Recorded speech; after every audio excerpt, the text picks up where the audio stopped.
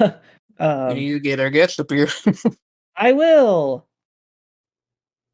Hello. We're here. It's I'm time. here. Alrighty then. You want to start us off, Ritter, or do you want me to? I'd be more than happy to. I'm just Alright. making sure that everyone online is aware that this is happening right now. I'll make sure to share that too. Pop on Blue Sky real quick. Oh yeah, this is happening.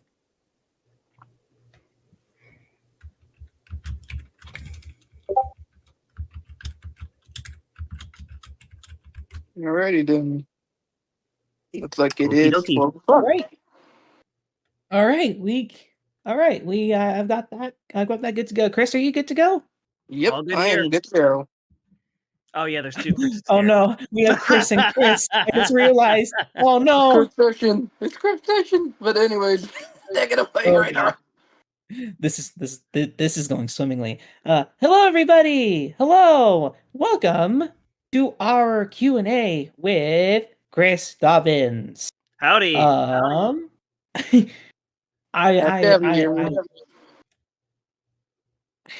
happy to have Chris here. Chris, you're more than welcome to introduce yourself first. Sure. Hello, I am Kris Dobbins. I am a artist and animator who has recently joined the IDW team as of Sonic the Hedgehog issue number 78, which just came out. If you guys haven't read that comic yet, I suggest you guys do so. It is very fun. I've read it, and I'm sure some other people have read it too. If you want to see some very interesting character interactions, look no further, and also do go find Chris's cover if you're able to find it at your local comic book store, or if you're able to have it ordered, or if you're more than welcome to just admire the artwork which is seen on the IDW website, again, which you'll find the comic there. This is totally not advertisement. Totally not. It's the B cover for it. Yes, remember that, folks. Cover B. Yeah. We're very happy to have Chris with us, especially since they have already had a little bit of a history here in Sonic Revolution, whether in person or otherwise. Yeah, I went to Sonic Revolution, what was it, 2 years ago? It was the first time I ever tabled at any convention, and the first time I ever sold my art at prints of it. And I had such a good time. I went back last year, had an even better time, and it was the hardest thing in the world to keep it a secret that I was working on the comics at the time. But hopefully this year I'm gonna try to go to Sonic Expo in Dallas. I'm trying. I have not received any word yet, but I would like to do that if I can, because I'm learning to really enjoy the con circuit. Fingers crossed.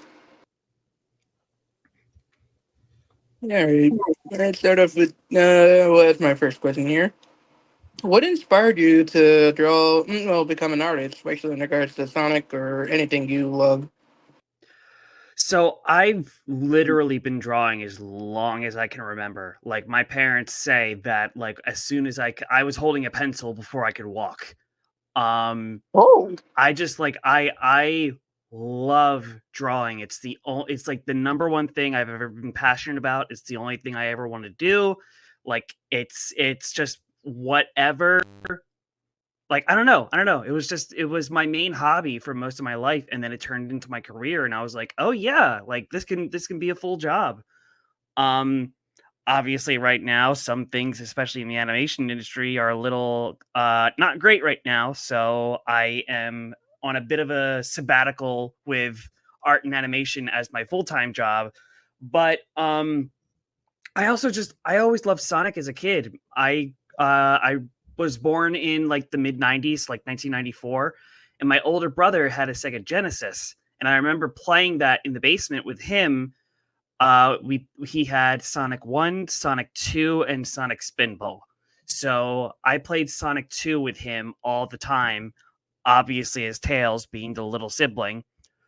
And I don't know, just like I liked this character. I liked the games, even if I never got past Chemical Plant Zone when I was a kid. I just really enjoyed this whole world and would just draw it a ton. And then like I'd get the games as they came out. So like Adventure and Adventure 2 on GameCube. I was obsessed with Heroes when it came out. And I would just channel all of that into just drawing the characters nonstop. All right. That's pretty impressive. It's like art is basically the biggest way I can show my love for something. And I've been drawing Sonic, like I have pieces dating back to maybe like 2001, 2002 of Sonic that I did. Like I still have the binder that I used to use as an easel to draw on when I was a kid. And I drew Sonic so many times.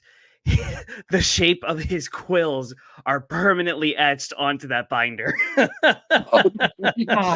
Oh my! Oh, that's beautiful. Yeah.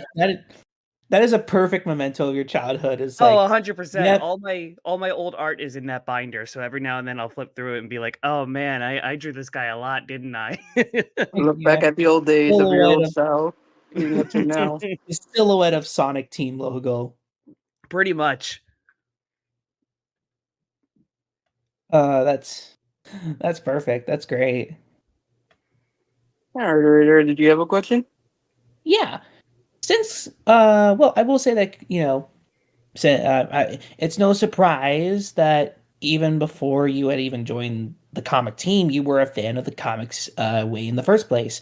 Um, to the point where you've had um, you've got to interview some of those comic creatives that you now work with, who are now your peers. Some of them even before they joined Sonic as well.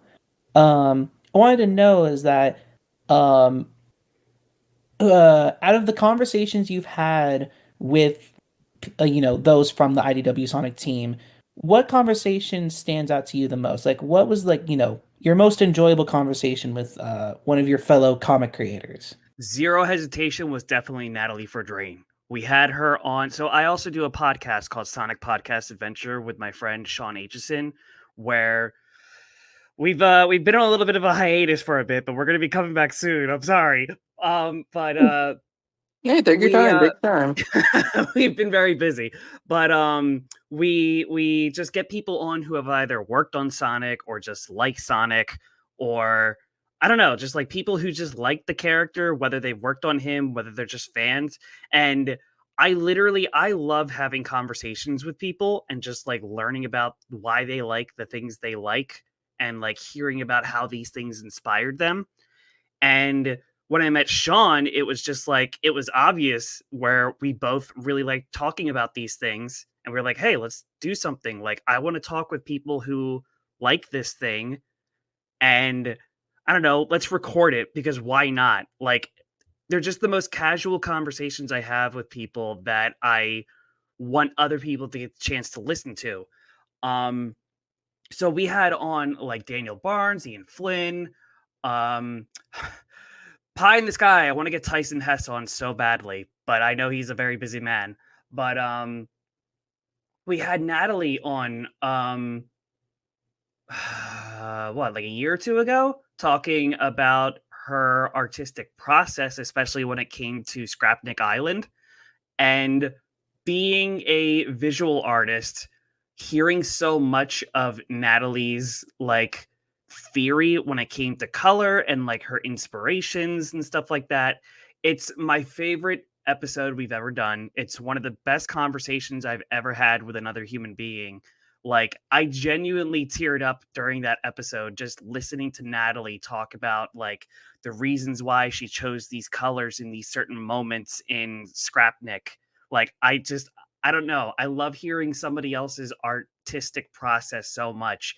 And it opened my brain to so many things about just color and lighting that I never even thought about.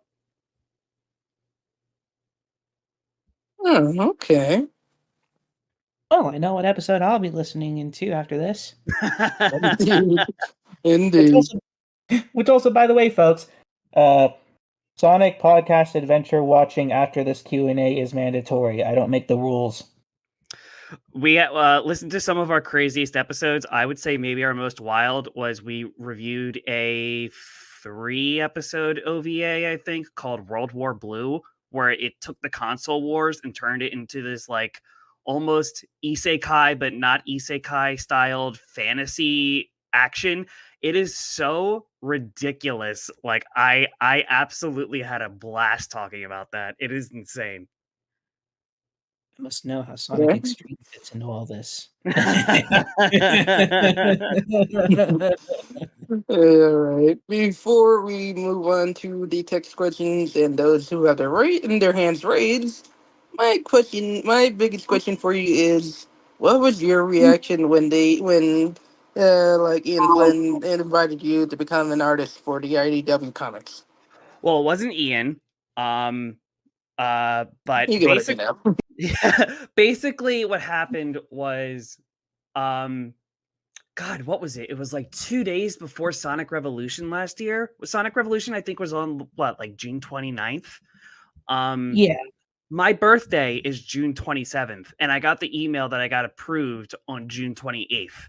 So I went into Sonic Revolution last year, one day into, oh my God, my childhood dream has come true, and I can't tell a soul about it. But like, happy birthday, keep a secret. Yeah. Happy birthday, your childhood dream has come true, and you can't tell anyone.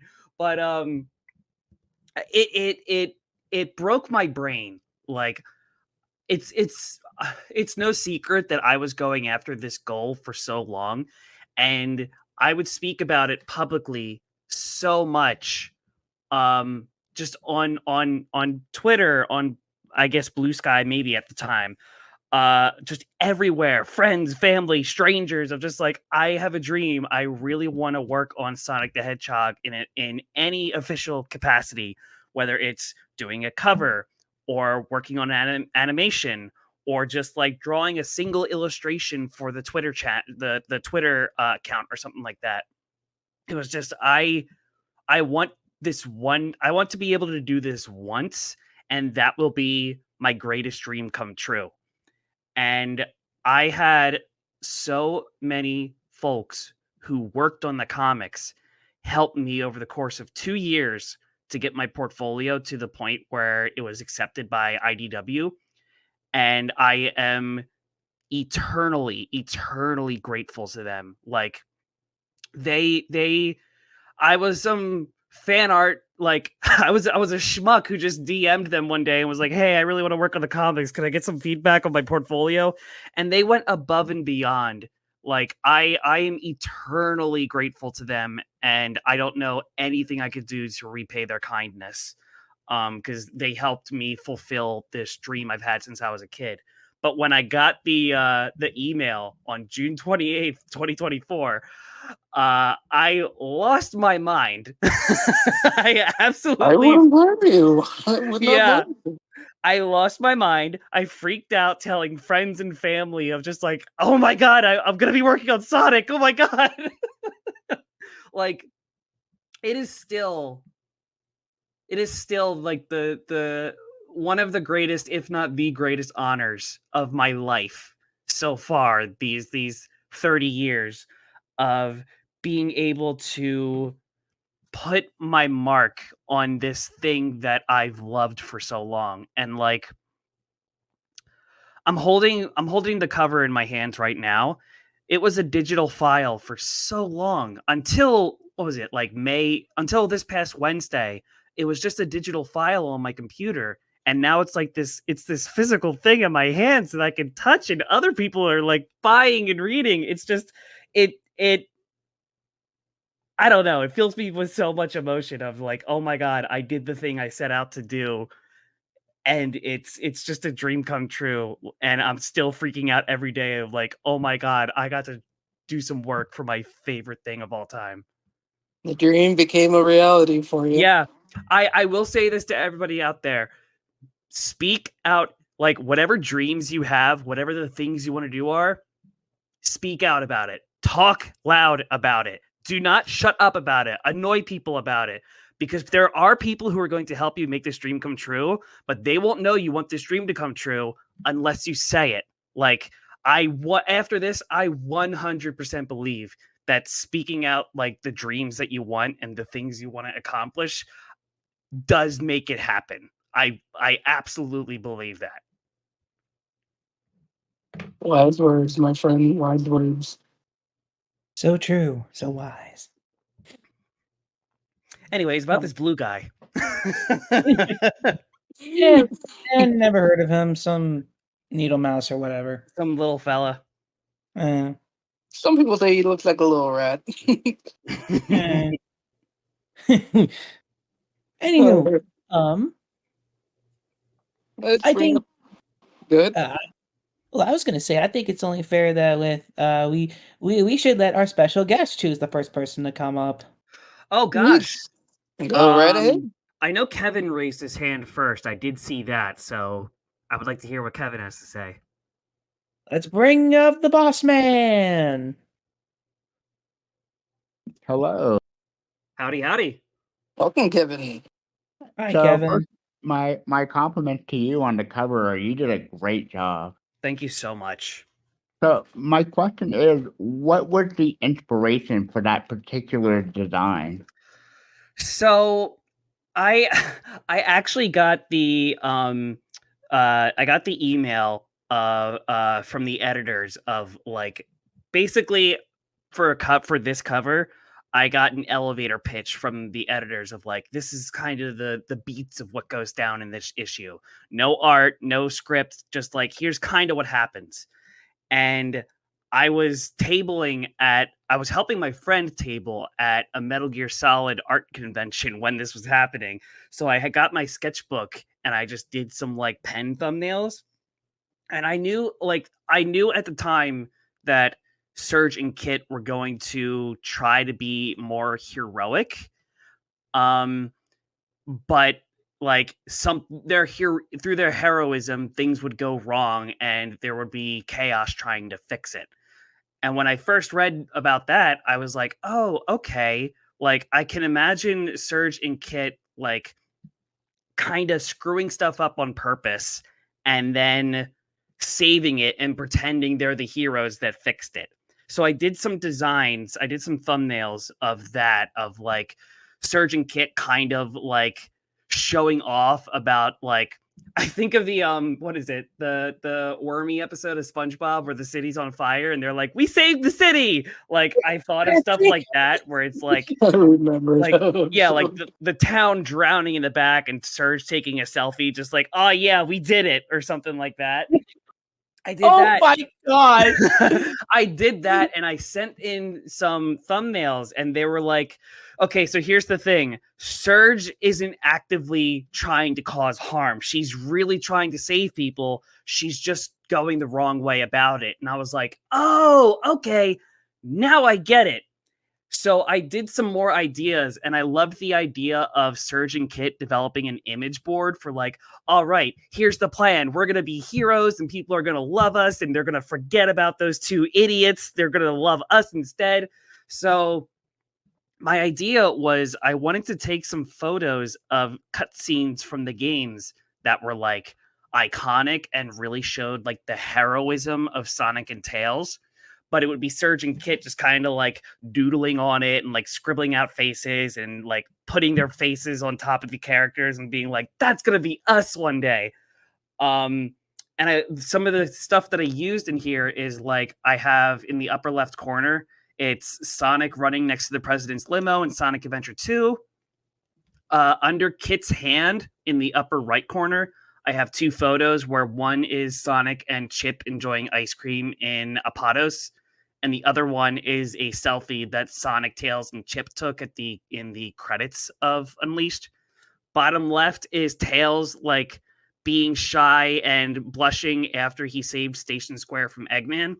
And then nobody can see this, but secretly, just did this for myself, secretly hidden under Surge's hand in the lower right corner, I put in the photo of Sonic and Shadow at the White House, but that was just for me. Like, obviously nobody can see it because her hand is covering it, but I was like, I'm going to put it in there and I'll know about it. I see. And then obviously I gotta find that. And then obviously the main picture where Surge and Kit have their own photos on top of Sonic and Tails. That's a reference to Sonic Advance 3. That's Sunset Hill in the background. Yeah, their pose is the Unbreakable Bond pose when you team up Sonic and Tails, because like that whole game is built on teamwork, and that was like a great pose that I could think of for like showcasing these 2 characters just being heroic and like doing the hero pose. And then I just imagined that Surge and Kit took a bunch of selfies of themselves or like photos of each other in just different poses and just very messily tore them up and slapped them on the photo of Sonic and Tails. I will. Oh no, go ahead, Kevin. I was gonna say I love like the little doodles you did of like the little Sonic and Tails and inviting heroes and pointing to each of them. I thought that was so funny. Thank and you. So good. Like Surge is so immature in her hatred for Sonic, and I just imagine she's just a schoolyard bully in the funniest way, where she's just so over the top, like almost in the same vein as like Biff from Back to the Future, of just like the most absurd schoolyard bully. But those doodles down there, I told Sean when I got the cover, I was like, I'm gonna sneak a Simpsons reference into this cover, and I don't know what. And one of my favorite Simpsons episodes is Bart Sells His Soul. And there's a storyline in there where Mo, who owns the tavern, turns his tavern into like a TGI Fridays kind of restaurant. And a kid draws Mo, and it's this doodle of Mo with a bunch of stink lines, and it says Mr. Stinky, and Mo's like, geez, you got the stink lines and everything. And like, it makes me laugh so much. I was like, I know Surge is going to be the kind of person to like doodle the people she hates with like stink lines and flies and stuff. So I was like, oh, she's absolutely doing this for Sonic and Tails. You definitely still have it out for him. That is actually rather amusing, because I originally took it as a reference to Sonic Mania Adventures, where one of Eggman's graphics on his Chaos Emerald tracker, it had Sonic in the Sketchhog style, and well, there's the stink lines, and Eggman punts Sonic. And yeah, like, I did look at that for reference, but I didn't want to exactly copy it because I assumed like, oh yeah, that's Eggman's doodles. Like, this is going to be Surge. It's going to be a different art style. But like, that was kind of just coincidental. Like, my main reference was that Simpsons bit.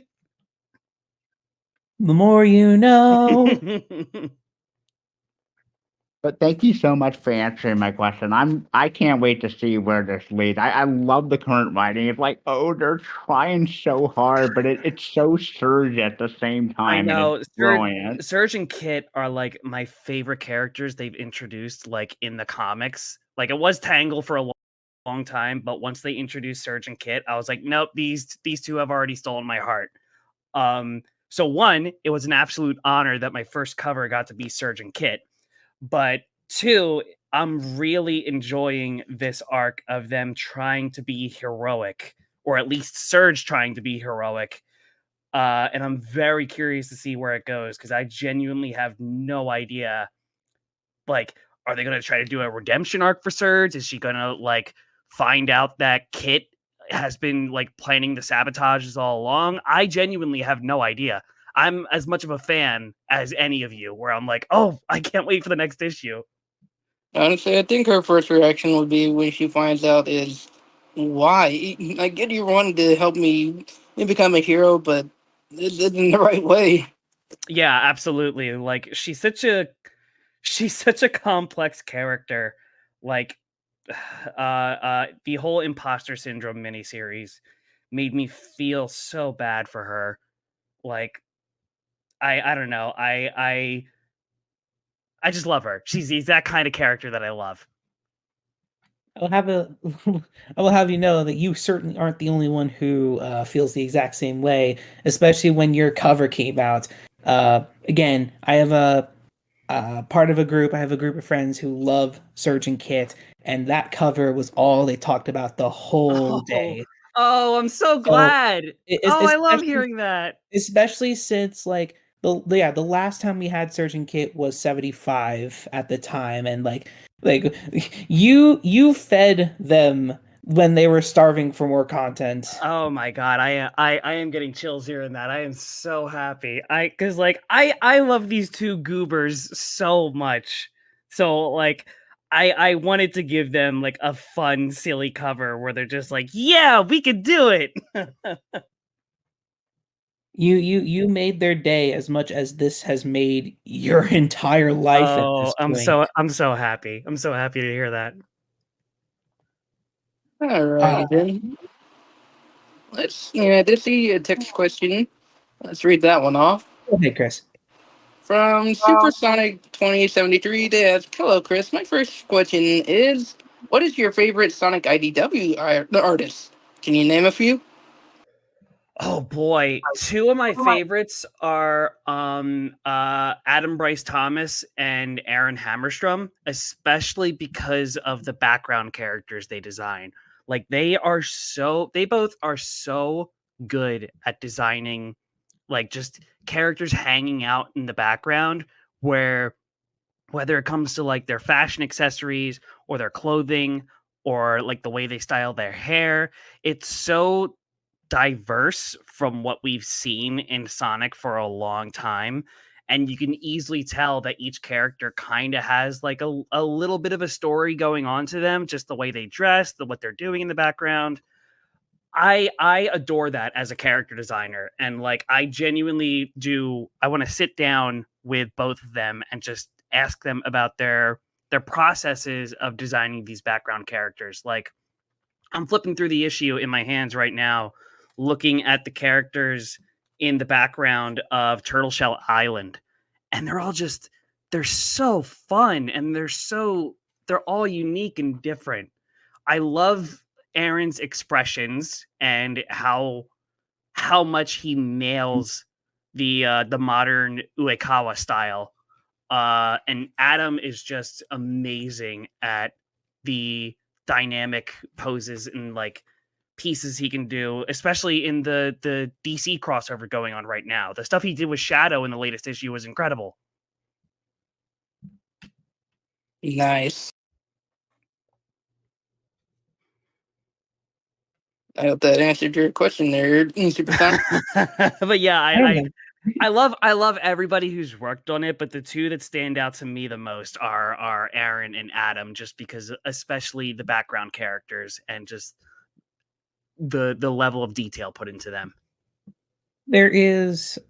Especially the background character design work. There's a whole community backing for those characters that only show up once or twice, and it's like people will make entire stories based off of them when they're just meant to be part of the world building flavor. And it's incredible how the community like just inhales that as just like, oh yes, we care about every character. We mean every character. Yeah, because they're not the generic cookie cutter ones from Sonic Forces.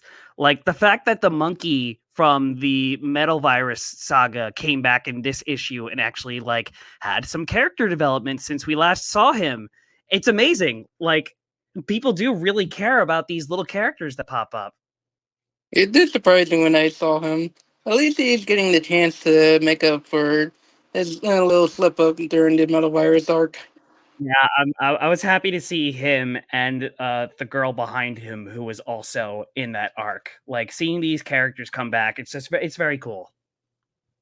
It made sense because that Glass Hill is where she comes from, and it's like it's very interesting to see them like despite what had happened. It seems that they're possibly still like they're becoming friends. Yeah, absolutely. Like I don't know, it's just cool. I hope I can design a character that gets snuck into the background of a panel one day.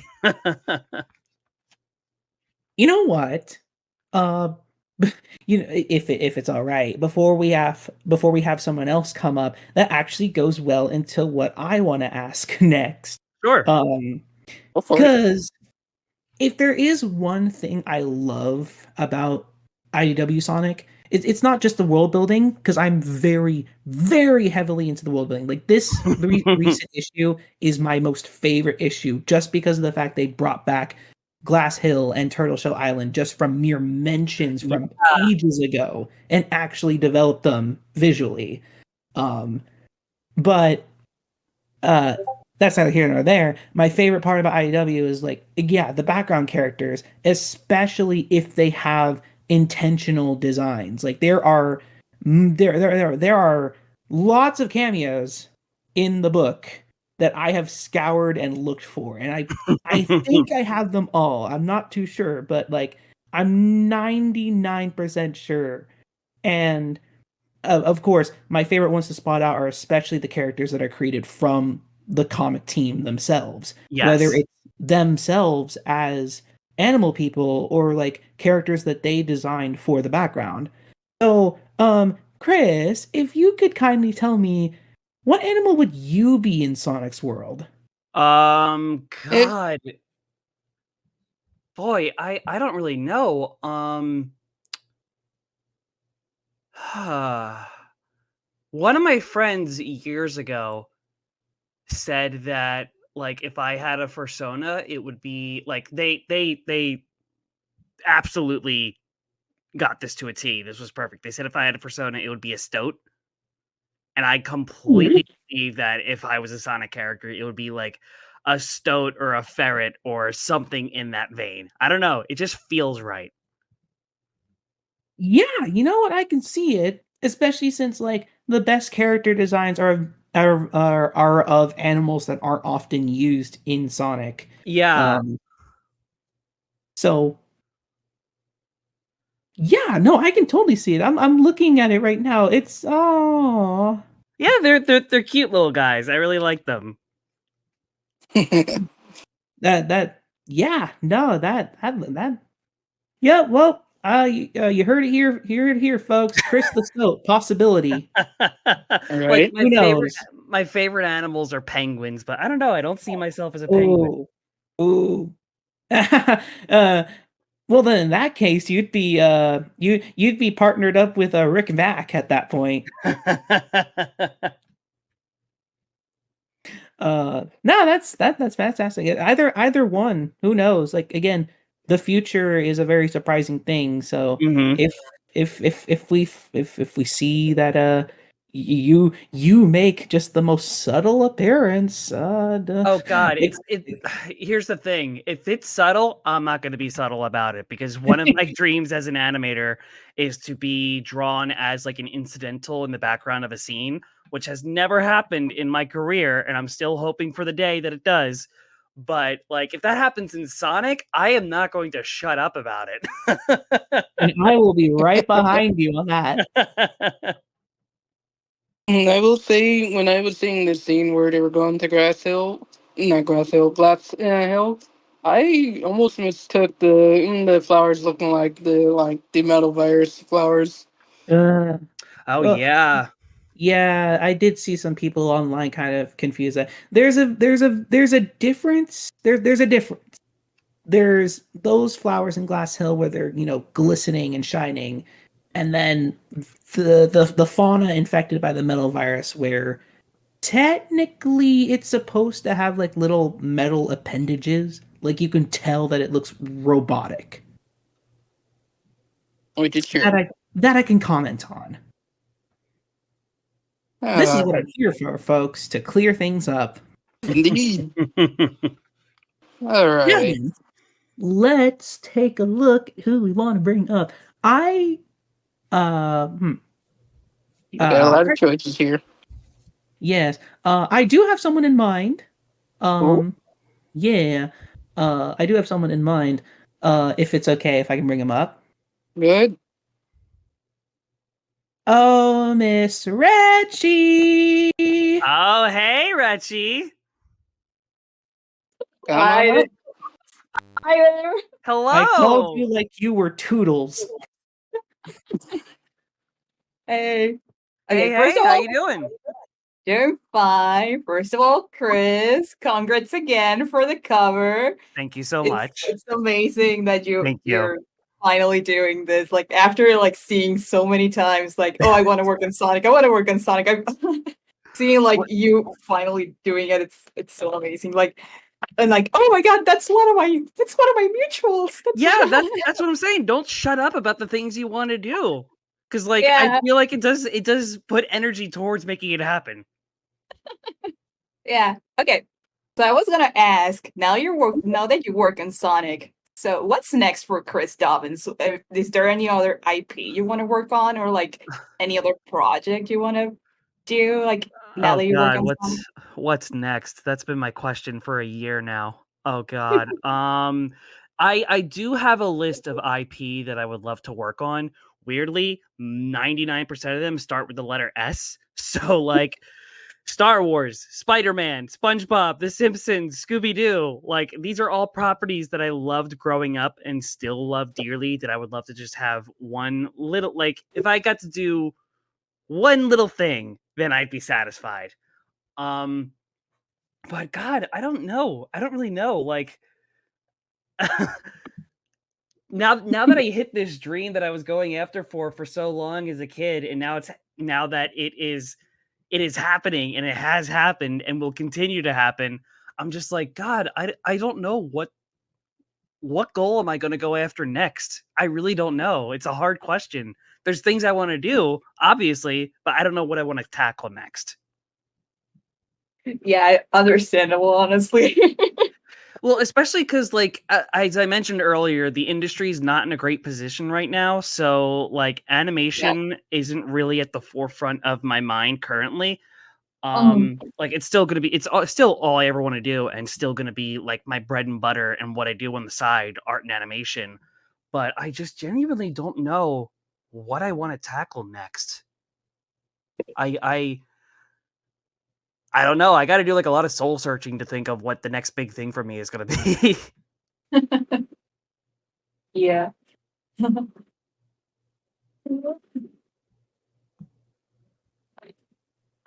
But yeah, again, congrats on the Sonic thing. It's so wonderful to see Thank you you so much. doing It's this now. so surreal. And I hope to see you on a cover soon. Oh my too. god, I'm not this again. No, I want to see you on a cover. Oh my god. No. You can't escape it, Reggie. Even the Oh my official God, I people are hear like, this every advocating day. for I'm you. just like, oh, okay. Hey, I did it. You can do it. Oh yeah. Okay, thank you so much. Of course. Thank you for your time, Reggie. Bye. Take care. Bye. See ya.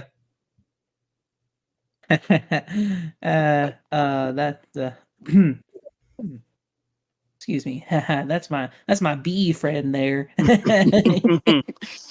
right. Let's bring up the next person. Let's bring up Fernanda. And there's another pal who's also a pal of my pal. Hi, Fern. You're muted, by the way. Oh, never mind. There you go. Hi, everybody. How you doing? Doing good. How are you? All's good. Doing pretty good. And also, again, you're gonna hear it over and over again. We're just so happy for you, Kris. Congratulations. We're so Thank you happy so much. with you accomplishing your dream. It just your happiness is also our happiness, because it's so good. It's so fun to see. You work so hard for it, and it's amazing to see. Thank you. Thank you very much.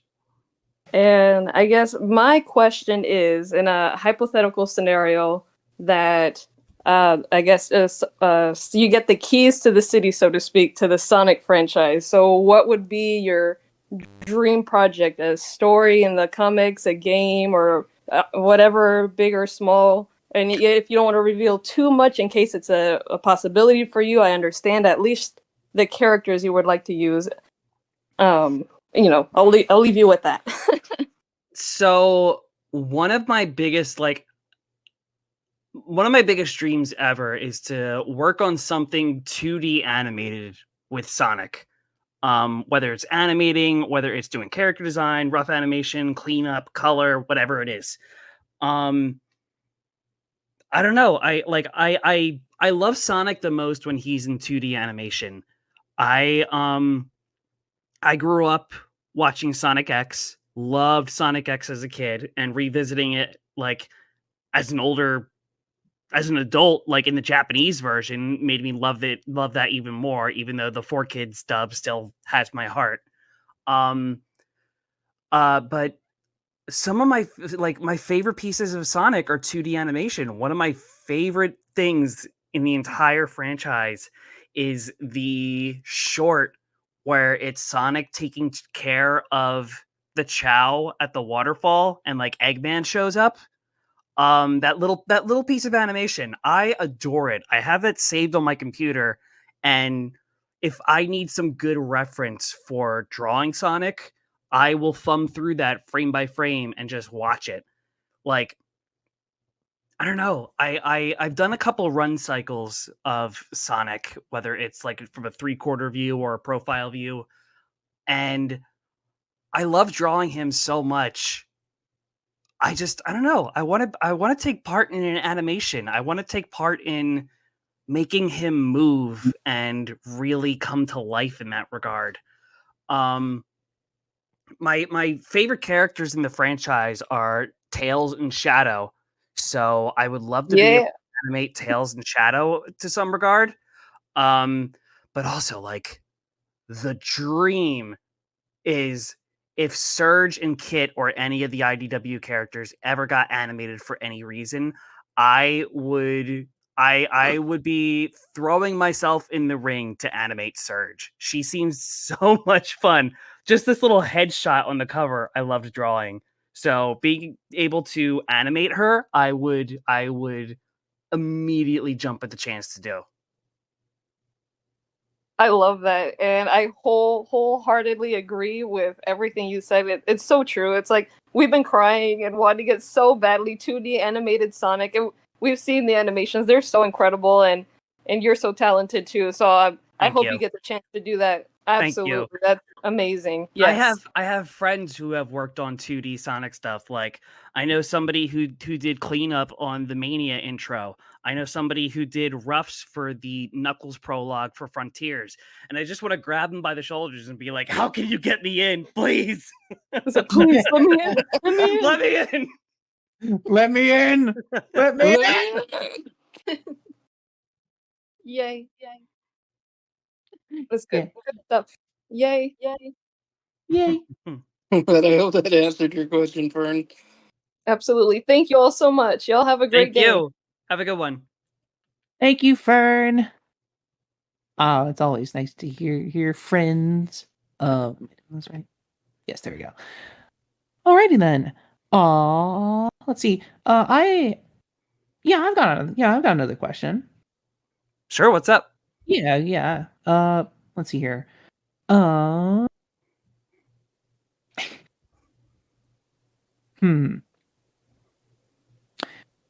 Ooh, okay. Okay. Well, Sonic fans got to have Sonic stuff, right? So, what would you say is the best thing that you have in your Sonic collection? I'm pretty sure you have one. I think I've seen some posts here and there. Yes, it's literally to the left of me right now in a glass curio. But there's a couple things that are really mean a lot to me. As a gift a couple years ago, Sean got me a replica of the photo of Sonic and Shadow at the lighthouse, like on like printed as an actual photo from like CVS or something like that, in the correct kind of frame. And it just sits on my desk. It is one of the best gifts I've ever gotten in my entire life, and it makes me laugh every time I look at it. Like I love it. I love it. It's so funny, and just like the exact kind of gift I love, where you kind of replicate something from a movie or a game or a show in real life. Like I am all about like recreating props and stuff like that. A couple other things would probably be last year Sean and I were invited to Sega's headquarters in Burbank to see an early screening of the Dark Beginnings prologue for Sonic and Shadow Generations.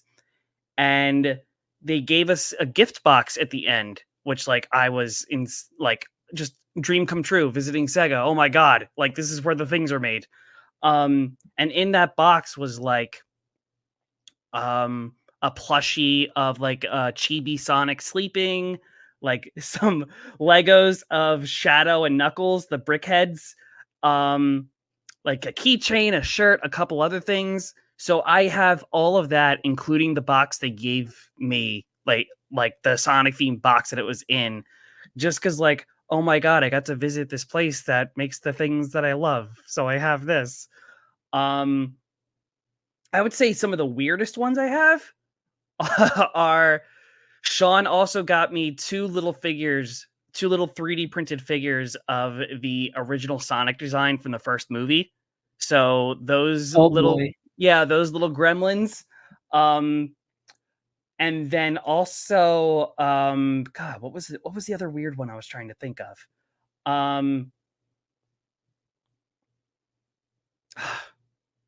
Train of thought left the station. I'm sorry, but I don't know. I collect a lot of figures and just a lot of little knickknacks.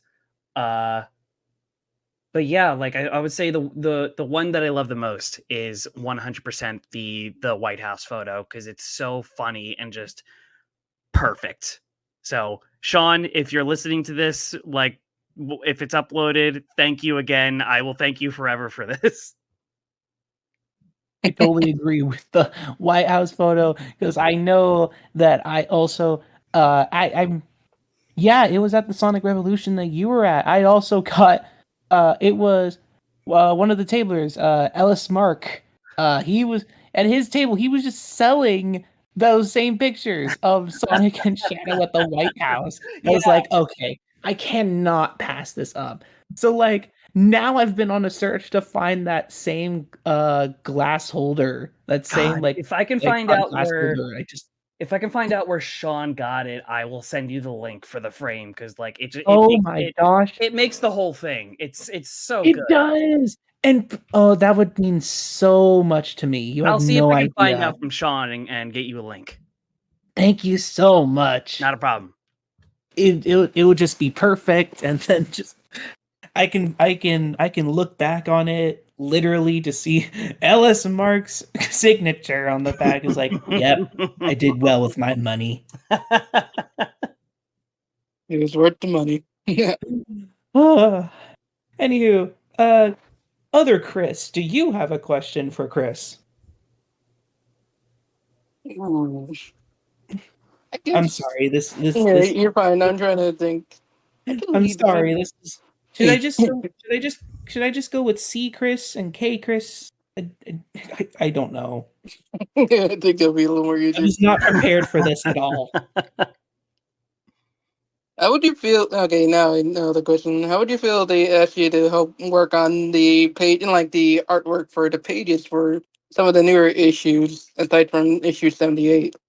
I would be incredibly nervous, because I don't consider myself a comic artist. Like I would love to do comics, but I just don't understand how to create page layouts with like from like a artistic sense of like for panels, easy readability, and like how big should this panel be for this moment? What shape should this panel be?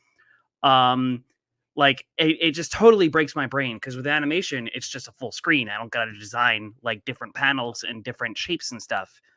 I would love to do like the inking or even the coloring or flats for the interior, and it's something I am going to start working on, is developing a portfolio for that. But I would have no idea if they were like, hey, you wanted to do some interiors? I'd be like, no, I don't think I'm ready for that. At least you have an immediate answer for them if they were to ask you. Yeah. I just don't think I'm ready for that at the moment. I am so much more of just a full illustrator. But if they would ever have me on for cleanup and color, I would do that in a heartbeat. I just gotta Okay. develop the portfolio. Kris Dobbins on interiors. Let's get it happen. Yes. Don't rush me. I gotta train first. I gotta practice. You'll do We have great. faith in you. All right. I did see we have another question from Supersonic. They ask, is what is your favorite Sonic game? Oh yeah, we Sonic probably 2. should have asked that, huh? Well, there's your answer. Sonic the Hedgehog 2. Like, it's the one I played the most as a kid. It introduces Tails. I do think 3 and Knuckles is the better game, but it's sometimes a little too long for me. I really like when I can play a classic Sonic game, just kind of knock it out in one go, and I can easily do that with Sonic 2 because I've played that game so much. But yeah, my favorite is Sonic 2, but a very close second is Sonic Unleashed. Hey. Well, I am a, Makes I am a sense. if your most recent cover is anything to go off of, then well, yeah, that makes sense. yes, there are multiple references to Sonic Unleashed on my cover, but I I played the Wii version of that game when it came out because I did not have a 360 or a PS3, and I thought the Wii version of that game, especially for the Werehogs levels, I thought that the motion controls were mandatory. So I remember like exercising the heck out of my arms doing like the melee as the werewolf and stuff. And then when I finally got a 360 and my friend let me borrow the 360 copy of Unleashed, I was like, oh my God, I could do this on buttons. This is so much better. I like this game so much more now. All I can say to that is I have PTSD on one certain level. God, I can't even imagine. Not like 50% of the whole community, huh? It's This is just why one level. It's just one level for me. we're glad that Sonic Channel made a story where the whole place is now dilapidated and falling apart. I get a thrill playing Eggman Land, but it is a unbelievably hard level. I just get it like if there are moments in that level where I can kind of get through it with no problem, like little sequences, I'm like, oh my God, I feel amazing. I'm getting through this. I died. Okay, let's slow down a bit. If I didn't remember where the extra life was during that one particular area, I would have died again. Had to go all the way back from the beginning. God, yeah. Yeah. It is an intense level, but when I hit the moments just right, I'm like, oh, this is unmatchable. Like that's how I feel about the day stages in the whole game, where especially stuff like Cool Edge, playing through that stage in one go without like deaths, without like slowing down, kind of stringing it all together, it there's nothing like it.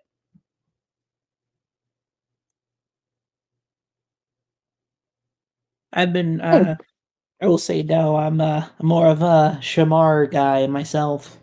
Shamar's great. I love the music for Cool Edge so much. I would I would blast it driving down the highway when I lived in Los Angeles. I do, yeah, and I'm always really happy to see like these places show up, especially in the comics. Depending on like who does them and such, is like I was really happy to see. Yeah, I was happy to see both Shamar and Holoska show up in '76. It was not too long ago.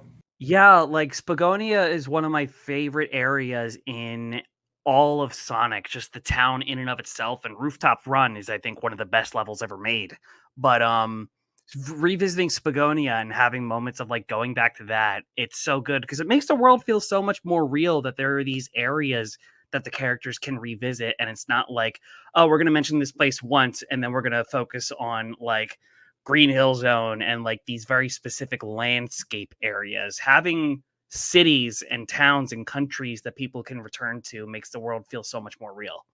again, it's why I. Oh, sorry. Were you still going? No, I'm good. Yeah. Again, it's why I very much enjoy 78 because it's just world building the issue, but I get a kick out of it, especially when it's especially since it was from places that we had only heard of, and there's only I've looked back and there's literally only one place left from Metal Virus that we have yet to see. So it's like I do hope we get to see that place, and I hope that, and I know Evan has said in the past that she wants to do more original and wacky sorts of locations, and it's like, just like Misty Spire from the Phantom Riders arc, and it's like, yes, give me more. I live off of this. Yeah, I love a lot of the original places that we've been seeing in the comics, and I hope to see plenty more because the more places, the more real and full this world feels. Right. Mm-hmm. I do see a hand raised for a while. B layer 2? Yeah. Let's bring them have up. them up. Oh yeah, there we go. I thought you were gonna get it, Chris. Hello, Yep, can I you got hear it. me? Howdy. Hello. Hi. Welcome. Thanks. Good to see you, Chris. Congrats you. on the comic, and man, I'm just so proud of you because I listen to your podcast and everything, and I'd always hear you talk about, oh man, I want to do a cover, and now it's happening. So I'm just so happy that it finally came true for you. Thank you so much. You visited the table at Sonic Revolution, right? Yeah, I did. Yeah. It's so funny you remember that. Oh yeah, absolutely. I remember.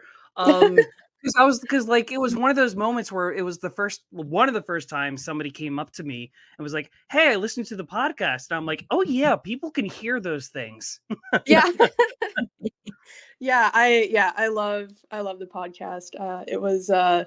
It's a thing that gets me through my workday, and I'm so glad. I remember you saying that. Yeah, it just brings me so much joy to listen to. We'll bring it back soon. We've just me and Sean have been wildly busy with a lot of life stuff. No, I get it. I totally get it. But yeah, I wanted to ask, through the whole, process of joining the IDW team, and I know it was a dream that you've had for a long time. So were there any setbacks along the way that you encountered, and how did you overcome those? Setbacks would be mainly of just having to relearn how to draw the characters, because I was so experienced in drawing them in my own style that the first person that I sent my portfolio to, they were like, "Yeah, you got to draw them on model," and I was like, "Yeah, I just want to get your notes first on how to get them more on model from my starting point." And the setbacks were just having to study and having to practice over and over.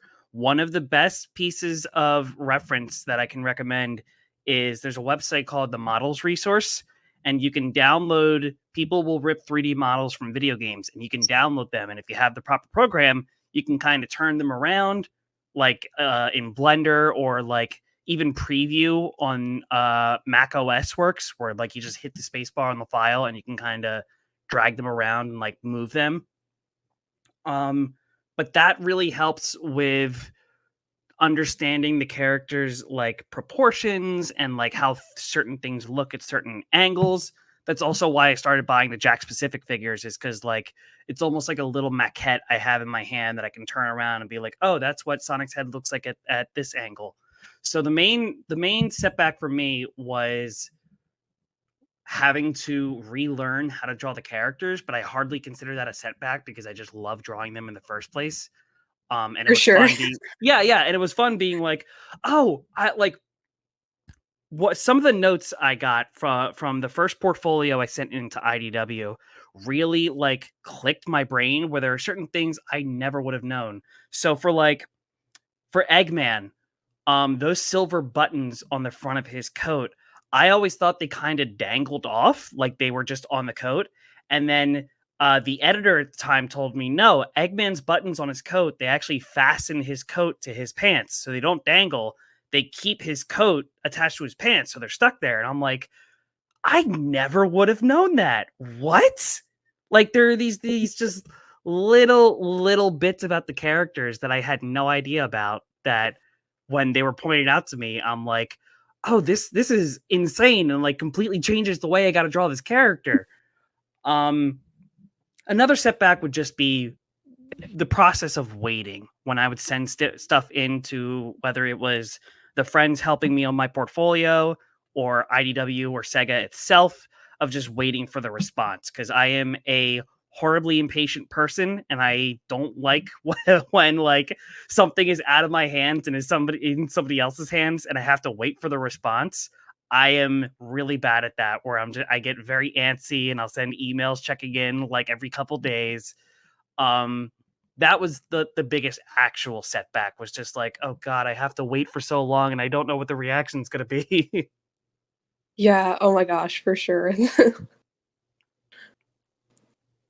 Oh, that's awesome. Yeah, that I'm definitely going to look at that models resource because that is like, I found one it was like a reference sheet of like a 3D turnaround kind of like just the head though of like Sonic and Shadow and Silver, and there were a bunch of other characters. And I use that all the time, but I'm like, okay, well, hands and feet and legs and arms now. Like, what? Yeah, I don't have anything to reference for that. So that is awesome. I will be definitely checking that out. Like, it's not only just characters, but like it's even for like props and levels and stuff. Like the piece I did a couple years ago of Amy and Sonic taking a selfie at Twinkle Park. I was able to download the file for the entire level of the Twinkle Park Castle and was able to use that as reference. Oh my gosh, that's awesome. Yeah, the Soliana pick that I did with Silver and Blaze, I directly used the level of Soliana, its 3D model, to be able to draw that from reference. Like, reference is your number one friend when it comes to learning how to draw something, whether it's 3D, it's 2D. And I don't just use 3D stuff. Like, I have the turnarounds that Tyson would post from like the Sonic Dream Team intro, or like I mentioned, I have some of the animations downloaded and I'll go through them frame by frame, because there's a difference between just directly drawing the 3D model and learning to stylize it for 2D. Yeah. Oh my gosh, that's so cool. But yeah, I hope you, as you look through Models Resource, you get some good stuff. I usually recommend getting stuff from the newest game.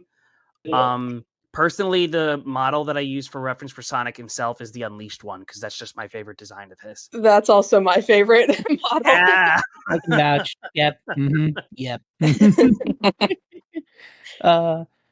Cool. Well, thank you so much. It was so good to talk to you. Of course. I hope you've been doing well. Yeah, I sure have. Yeah, hopefully I'll run into you at another con sometime. Hopefully, if I hear back from Expo Dallas. Yes. Oh my gosh. For sure. I love going to that one because I'm in the Midwest, but yeah. Nice. Cool. Well, I'll see you around. All right. See ya. See ya. I liked them. They were cool. Yeah. And yeah, I can also vouch on Models Resource, because I can vouch for Models Resource. I do a lot of extensive research on Eggman's Badniks.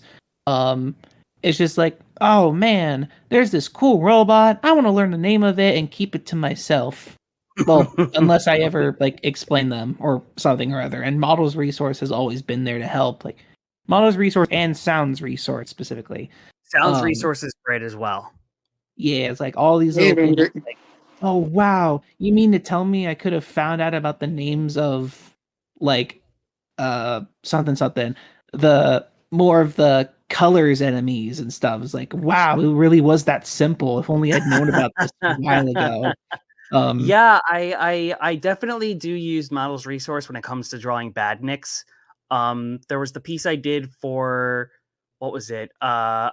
Speed Highway, where it's Sonic and Tails running away from those little monkeys in the police cars with the spinners. Like, yeah, those, like, I absolutely needed reference for those because I had no idea how to draw them.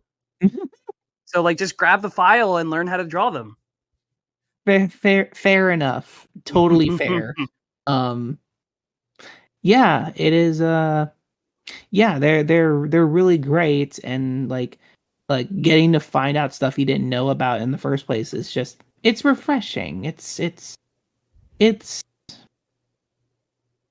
I don't know what the word, but I it's I'll just stick with refreshing for now. Don't It need to like complicate it. when it comes to like getting notes for the characters, it makes me feel good. Like I got notes on my cover where for Kit, when I initially drew him, I gave his eyes highlights the way that Surge does, and his smile had like an upper row of teeth.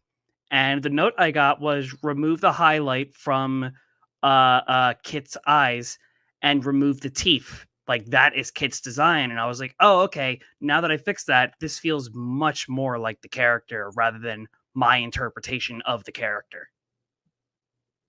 And it's like, you explaining, like Eggman have the buttons that fasten his coat down and stuff. It's like those little things that you didn't know about. It's like how it's like Tails' cups on his shoes and his gloves because they're oversized on him and he keeps them fastened so that way they fit.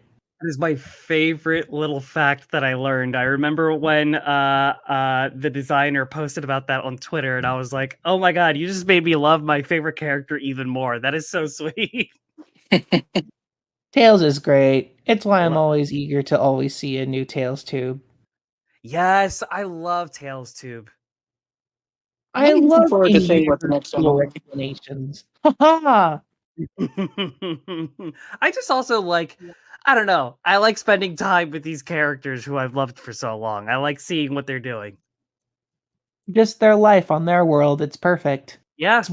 And I'm just bringing, and I just have more examples like the artworks from Sonic Channel. Like those are always great to see too. I love slice of life stuff with these characters. Like anytime I've been really enjoying the Chow Tales shorts that I've been airing, and I love Sonic just like he's just hanging out playing the guitar or sleeping in a tree. Like it gives me those Sonic X vibes where we had those moments where the characters were just kind of hanging out. I agree. I very much agree. May not all. It's good to see like how the Chows are doing during this time. Mm-hmm. Anywho, Kris, did you have a question? Not that I can think of, but we did have a question from Dino Kaiju. Yes, a text question from Dino Kaiju. Yeah. You can read it. Yeah, they asked, since you mentioned that Surge and Kit are your favorite characters, do you have a headcanon voice for them while reading the comics or drawing the recent covers? Surge. Here we go. 100%. Since she was first introduced, Surge for me was Erica Mendez as Matsui Ryuko in Kill la Kill. There we go. She has been my Erica Mendez is just one of my favorite voice actors, period. Like I love everything I've heard of her in.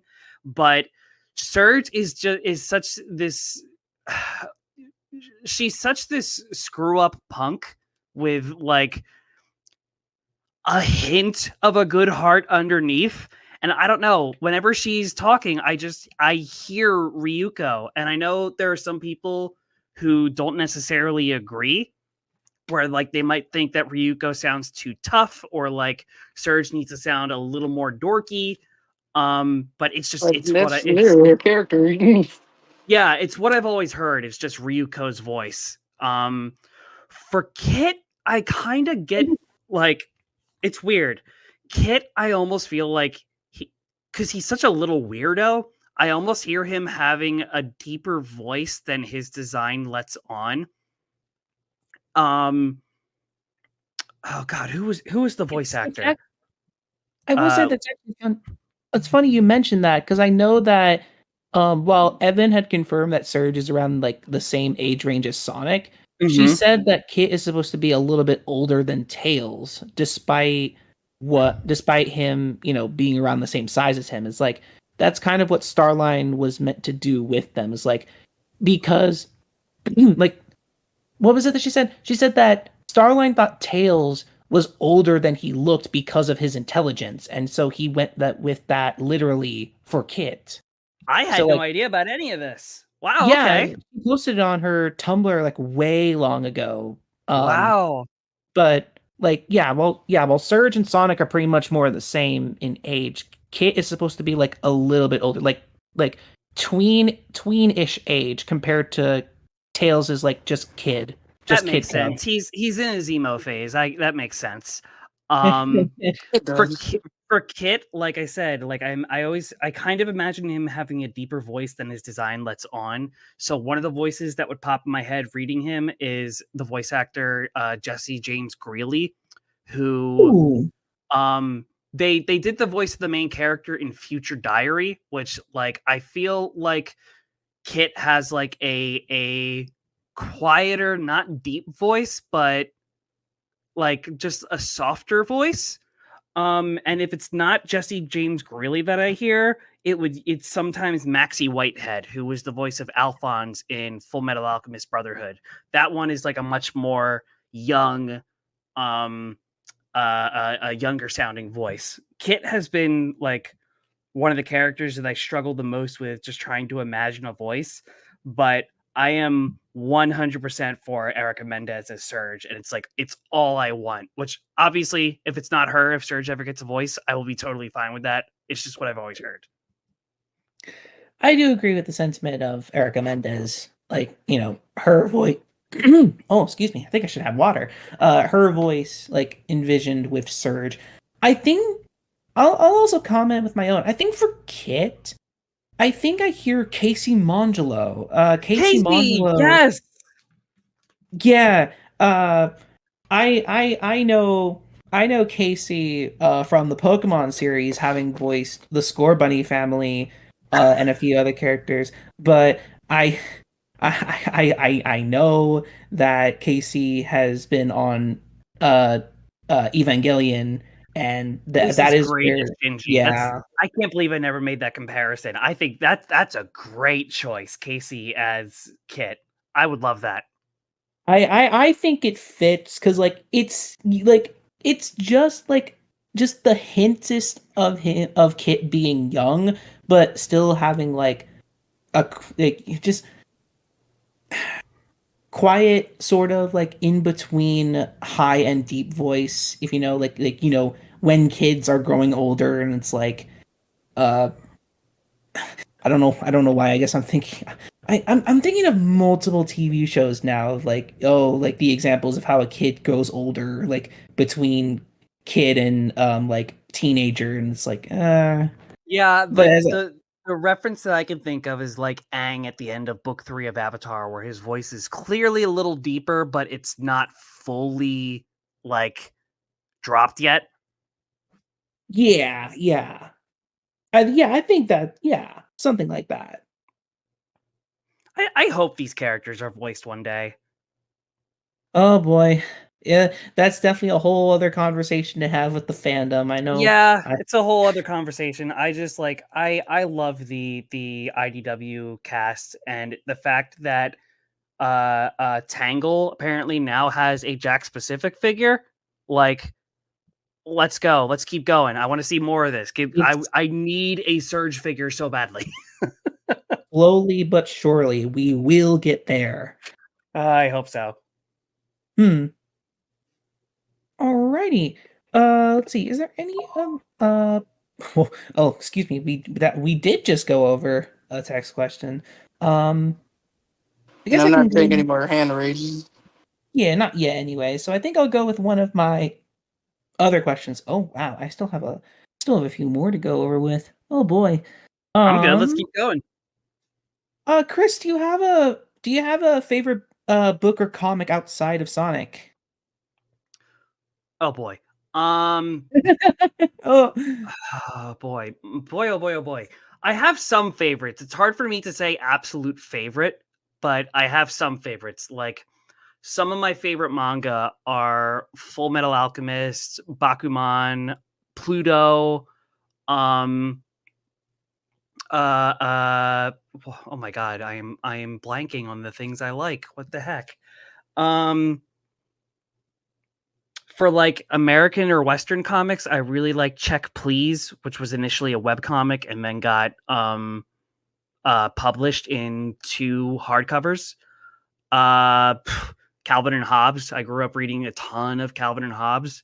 Aww. Boy, what else? Past couple of years, I've been really getting into Tank Girl. I've been really enjoying the past like decade of Tank Girl comics. Oh boy, what I am blanking so hard on comics. Oh god. The one of the most important ones to me is Loki, Agent of Asgard, by Al Ewing, where there was this amazing story arc for Loki in the Marvel comics, dating all the way back to a series called Journey into Mystery that Kieran Gillen wrote. And it's this amazing full arc of Loki recreating themselves into the person they want to be instead of the person that everybody else wants or assumes them to be. And it's this arc from Journey into Mystery into Young Avengers into Agent of Asgard.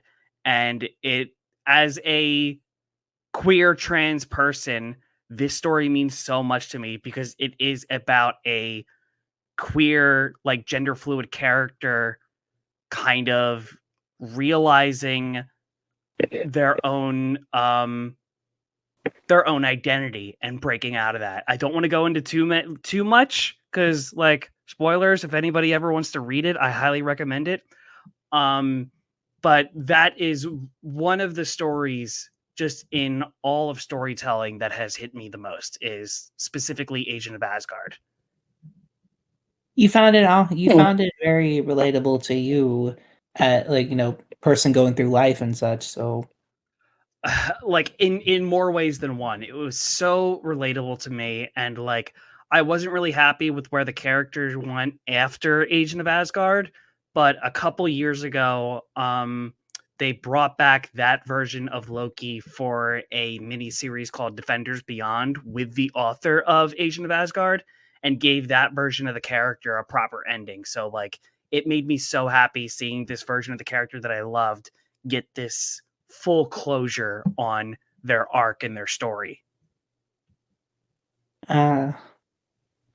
that's really touching. That's really nice. It is.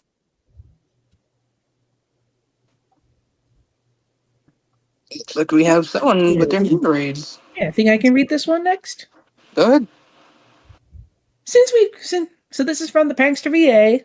Hello, our very own friend here in the server. Since you've answered about your favorite characters being Surge and Kit, who's your least favorite character? Well, my favorite characters are Tails and Shadow. My favorite IDW specific characters are Surge and Kit. My least favorite characters, let's see what the response to this one is. I don't like Omega. I'm not a fan of Omega just because he doesn't have enough to him for me, and all of his appearances kind of have the same joke of him being this bloodthirsty, like crazy robot. I love his relationship with Shadow and Rouge, like especially some of the dialogue talking to Omega and Sonic and Shadow Generations, I felt gave a lot more to Omega. But one, he's hard to draw. He's very hard to draw. And two, it's just like there's not enough to him for me to like make me really hook onto his character. He's all right, but he's definitely not one of my favorites. I just want more from him. And then I know I can like him because I love Gamma, but I think Omega just needs a little bit more to him for me personally. I can definitely agree. Omega is hard to draw. Shout out to anyone who's been able to draw that guy. Yeah. Omega and Vector, two characters who are so hard to draw. I do know some people who have it easy with, with Vector in particular, but it's like with Omega and like, you know, most of like the other Sonic robots, unless it's like, you know, Metal Sonic, but even then his details are a little bit harder to do. It's like, yeah, okay, that I can at least understand. It's not his character, it's just okay. It's not his character, it's just like how he's implemented in some of the stories. Yeah, I think there's like really good ways to implement him where like I liked his use in the metal virus. I think back to when Omega's in the city before Shadow arrives, and Sonic's telling him to stop attacking the civilians, and Eggman's like this is a robot that Eggman created through a virus. It's still an Eggman robot I have to destroy. I like that. I like that kind of stuff. But when Omega's thing is just kind of I'm blowing stuff up because I like to blow stuff up, I'm like, oh, I'm a little bored. Give me something more from you. Okay, I think I can get that. I can get that. I was expecting something else, but I get that. Do you mind if I ask what you were expecting?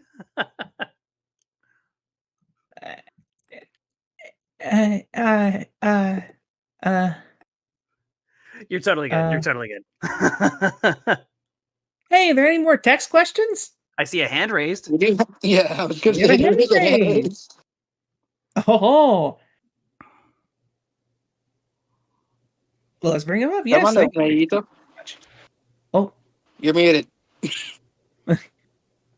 Oh, if you, do excuse me for a second. My cat was just summoned out of my bed. I don't know where she came from, but I should let her out. Ito, you're muted. You're muted. Yeah, amazing. Oh my There we god. go. So There we sorry. go. Hello. You're good. What's up? I just got a question, even though I can't think of anything else right now. So, what are you looking forward to in the next one? Just like, oh gosh. Well, we know from the covers that have been dropped that Shadow and Rouge are going to make an appearance, which I love them too so much. I want to see more of them. Excuse me for 1 second. I'm going to mute real quick. Okay. Take your time. I don't like the biggest hook for me right now has been Surge and Kit's arc. I like because I genuinely have no idea which way this is going to go. Like I mentioned before, I don't know if Surge is going to have a redemption arc, if she's going to discover what Kit's doing, if she's going to decide that heroism isn't for her anymore, if Kit's going to decide to do something else. Like I genuinely have no idea. And these characters, I feel, have a lot more freedom than the actual Sonic cast, because the Sonic cast has to stick to a status quo. You're not going to get any huge changes in the comics that are going to affect like the characters in the rest of the games and stuff like that. Mm-hmm. Surge and Kit being comic characters, they're a lot more open and free to what their arcs can be. So I'm very curious to see where they're going to go. But also, like I know the next issue is going to be the end of the whole storyline with Mimic and Whisper, and the fact that Silver's joining them. I love Silver. I want my boy to get a lot better treatment than he was for a while. I have nothing against Lanolin, but I'm always like, oh man, I love Silver. I don't want to see him get like feel bad. Yeah, I like Silver as well. Yeah, like I personally, I always kind of viewed Silver as like the Peter Parker of the Sonic stories, where he's just this kid who has this crazy power and he's just trying to do his best with it. It will mess things up and he's just trying his best to fix it. Like that's how I always viewed Silver. It's just this kid given a lot of power and trying to learn his responsibility with it. So I'm very curious to see how Silver's going to help Tangle and Whisper next issue. Well, I'm looking forward to that. Well, thanks for answering my question, and it's nice to meet you, Kris, even though I don't know you very well. I'll probably look into what you got cooking. Yeah, I did do another cover, but I can't say what it is. Okay. But there is more coming from me. I'll say that. I'll stay tuned for that. Well, thanks anyway. See ya. Not a problem. Have a good one. I'm just hearing about this. Hmm? Oh, Yes, I did do another cover, but I can't say what it was, so I'm leaving it at that. understood. Well, yay, more Kris Dobbins artwork. It will happen. Yes. Is what we're here for. That's what we're here for, folks. And I see Reggie freaking out down there. That's perfect. Yep, that is me right now. I do have another question for you. What's up? Out of the many IDW artists you worked with, which one is the one that you really been wanting to work with, especially on a cover? Oh boy. I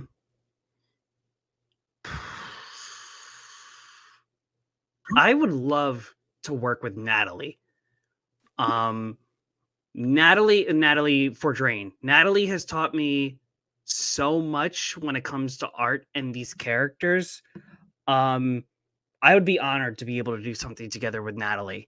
But honestly, like I really want to do a cover for something written by Daniel Barnes because I really like Danny's writing, and I'm a huge fan of the stuff he makes. Like I'm very much looking forward to Endless Fantasia. The stuff he's been posting about that, like it's the exact kind of stuff that just grabs my brain in the right way. But yeah, like Natalie and Danny are kind of the ones that I would like to work with the most, just because like I love their work so much, and Natalie has taught me so much. I would love to be able to work on something like a piece together with her. Okay. That seems accurate. I know that I know of another group that I'm also like, associated with. They very much enjoy the way Natalie's artwork looks. Yes, I can say words. Especially Natalie's coloring. It's so cool. So great. Yeah, her coloring is just absolutely amazing. The color choices she makes are ones that I never could have thought of and ones I don't see from other artists. Again, not to self promo, but if you listen to the interview we did with her on Sonic Podcast Adventure, she goes really in depth into her color choices and her mindset. And like I want to go back and listen to it myself and like learn again the stuff she talked about. Okay.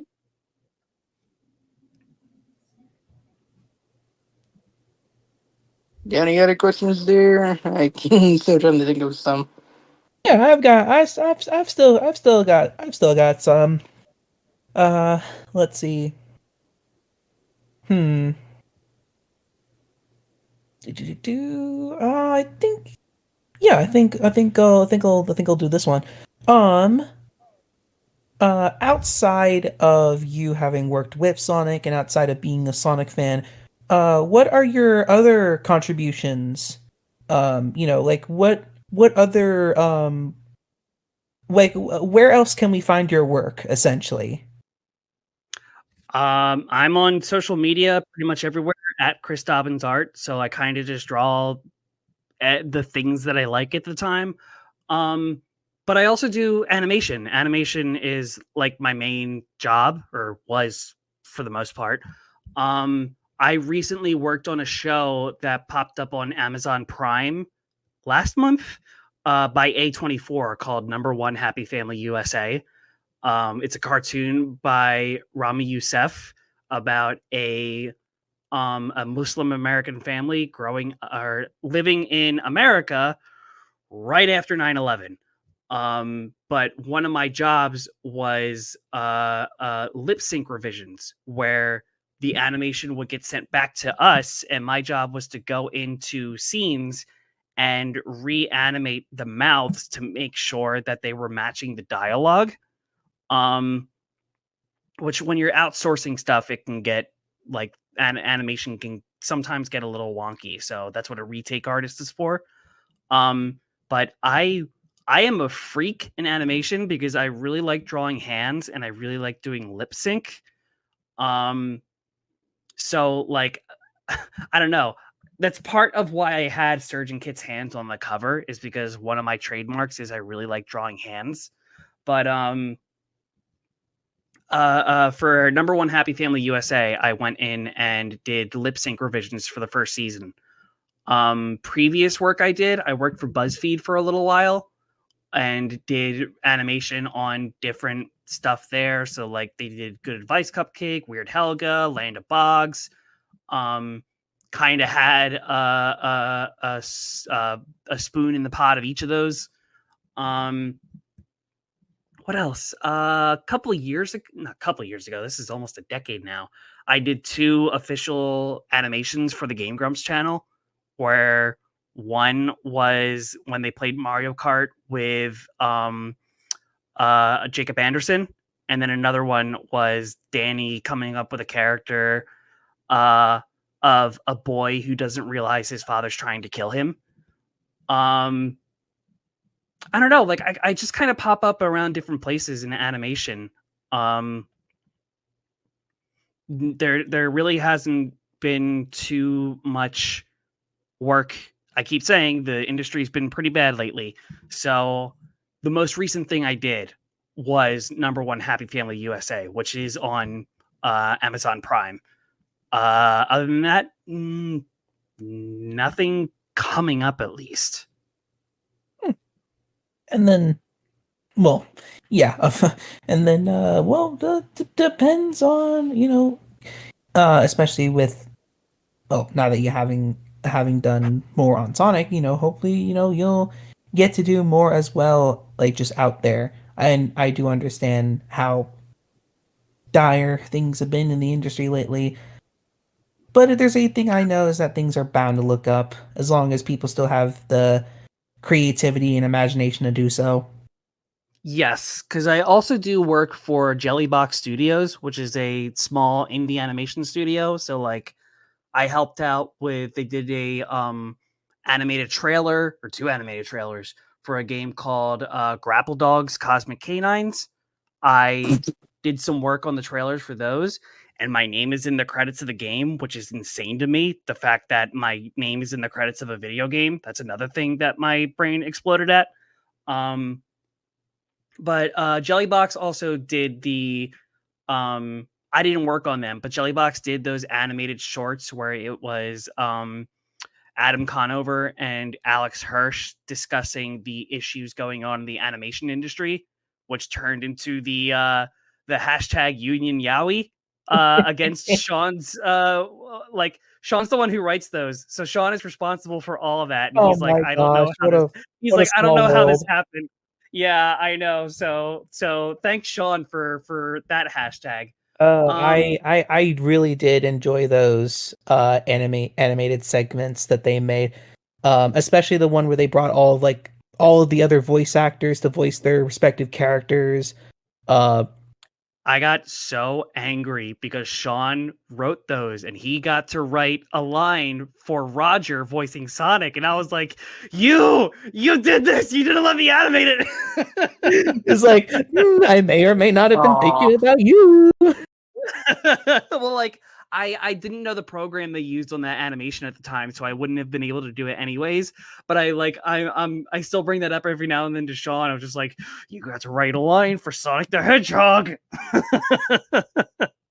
Truly wonderful. Yeah, no, it was really, those animated segments, like, they really like made a whole lot of people aware of like what's been going on lately. And I feel like, you know, for something as simple as this, these 2 characters discussing about like what's going on, it's like it's still very informative and it still gets the point across. And it's like, yeah, I couldn't be more thankful that those exist. And it's really, really surprising, like maybe not too surprising, but it's still surprising that now they're making an indie show out of the whole thing.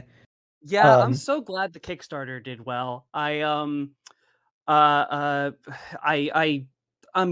even as a person who occasionally works for Jellybox as a freelancer, I'm so excited to see where they're going to go, because like the things just keep getting bigger and better. And the people who work at Jellybox are people who've been affected by the way the industry is right now. And like, we're making things that we want to see because nobody else is like, no studios are giving people the opportunity to make these things. So might as well do it ourselves. And I'm so happy to see more of that coming out. Like stuff from, oh boy, what's I can't remember the animation studio, but the ones that do Amazing Digital Circus and Gaslight District, like Productions. just Yeah, Glitch yeah, Productions. Glitch, yeah, just making your own things because nobody else, unfortunately, none of the executives right now are interested in new original stuff. It's all rehashes of the same things over and over. So hey, might as well make it yourself. Ain't that the truth? And well, we've seen how far those kinds of projects go. So it's like the more people doing so, all the more power to them.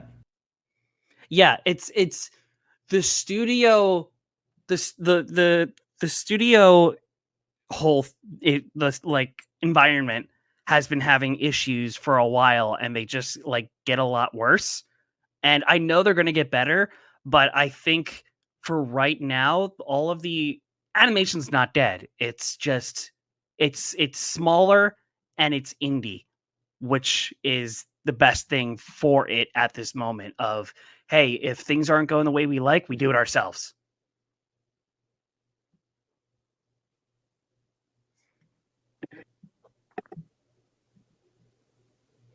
All right. Once again, words to live by. Indeed. For real, just make your own stuff. I know it's easier said than done, but it's worth it. Don't see any hands raised or any text questions. So, Kris, my gosh, I'm really gonna milk this at this point. Kris, do you have a question for Kris yet? Honestly, most of the questions that I can think of have already been answered. Then I guess we can go with another one of mine since I still have a few. Sure. Go for it. Well, then have at thee, I suppose. Let's see here.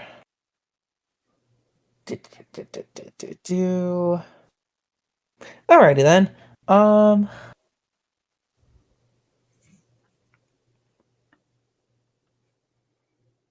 Oh, hey, maybe I'm running out than I thought. I guess I'm just gonna have to go with the ones I come up with on the spot. Okay, I've got one. Okay, so I know that we were talking a lot about locations on Sonic's World. Like that was it's related. You made a cover on the comic that features a bunch of places, so I feel like it makes sense. I would have to. I've asked this to my friends before. I've asked this to a couple of other people as well. What would you say? Like out of anywhere on Sonic's World or anywhere in Sonic's universe, for all I know, like what would you say is your favorite spot that you've seen from the series? Zone, location, city, town, patch of grass. I love Spagonia as a whole. Just like the little hub you walk around in, and just the amount of the city we see in Rooftop Run. I love that whole town. Like I know it's basically just like Europe, but I would still love to visit Spagonia in and of itself and just like walk around, like have some baked goods, stop in these little restaurants. It's the exact kind of fictional place that I would love to visit. Like Spagonia is number one for me. Because Rooftop Run is my favorite 3D level, especially the Generations version. But what else? Oh boy, I love Emerald Hill Zone. Of just like, I don't know, I like it a little bit more than Green Hill personally. Probably just because I like Sonic 2 the most. And Emerald Hill is a place that just seems incredibly chill and fun and relaxing. God, what else?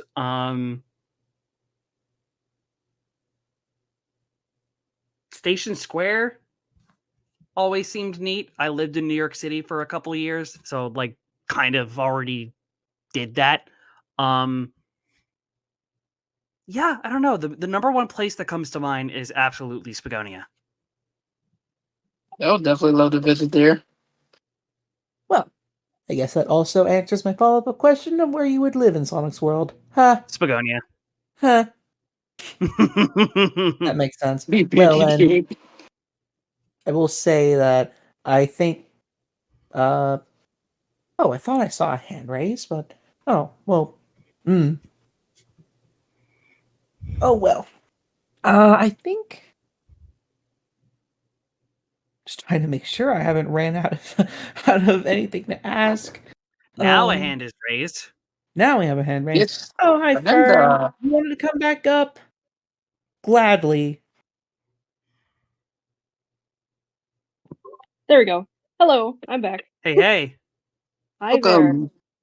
welcome. So I've talked to a few other people just out of my own curiosity. I believe on Lorenzo Hall's Discord there we discussed it a little bit, but I'm just curious out of my own curiosity. I wanted to ask you, what do you think? Unless you can't speak about it, if you know anything about it, but what do you think will happen in IDW 79, Sonic IDW?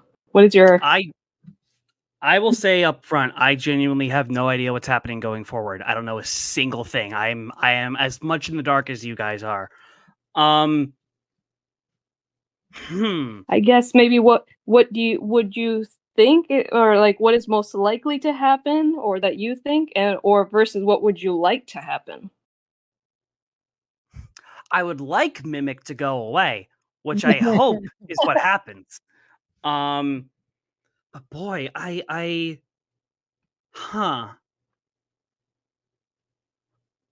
all I'll say, because like I genuinely don't know what to expect, and it's always hard for me to say like, oh, I think this should happen, because frankly, I have no idea what's ever going to happen. But I would like, however they send off Mimic, I would like Whisper to be the main force behind it. If it's Tangle, if it's Silver, I don't think that is poetic justice. It has to be Whisper. Yes. No, I agree. I think it's the best way for her to find peace. Like whatever happens, I just want the best for her, for my girl. I love her so much. That's all I Whisper I love as well, and I want her to have peace of mind for the first time in forever. But yeah, whatever happens, I don't know what's going to happen. Whatever happens, I hope Whisper is the one who does it. Whether Mimic, I don't know, quote unquote retires, whether he dies in the way that Starline did, like I genuinely have no idea what's going to happen, but if it's not Whisper, then it won't feel right. Yeah.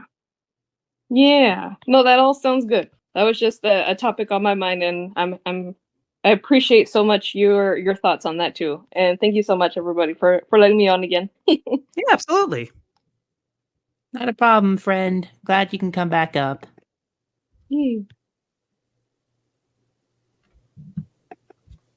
I will say, since Kris mentioned the whole, Starline's unfortunate, I just realized, oh gosh, comic ended off in a place where there's a lot of rocks. Do we really need a part 2?